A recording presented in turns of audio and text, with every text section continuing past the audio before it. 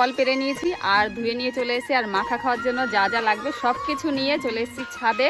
আর ছাদে বসেই আজকে এই গাছের পাশে বসেই আমরা আজকে এই ফলটা মাখা খাবো। তো ধুয়ে নিয়ে এসে কেটে নিয়েছি, আর এরকম গোল গোল করে কেটেছি। এর মধ্যে থেকে খাওয়া যাবে, আমাদের আর এক্সট্রা বাটি লাগবে না, মানে মাখা করে আবার এর মধ্যেই নিয়ে এর মধ্যেই খাবো।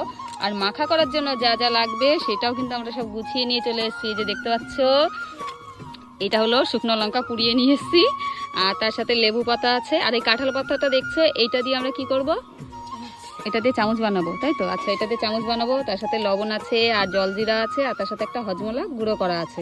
তো চলো, এই যে ফল কেটে ফেলেছি, এই যে দেখতে পাচ্ছি ভিতরে কত সুন্দর লাগে দেখতে এই ফলগুলো।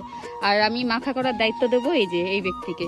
এই ফলটা খুব সুন্দর মাখা করে আমাদের রিমি, তো ওকেই দেবো আজকের এই ফল মাখার দায়িত্বটা। তো চলো রিমি, মাখাও, শুরু করো। তো দেখো আজকে মাখা করবে, আর এইটা কিন্তু শরবত করেও খাওয়া যায়। তো এই যে ফলের মধ্যে থেকে এখন চামচ দিয়ে সব বের করা হচ্ছে। আসল ফল কিন্তু এই যে এইটাই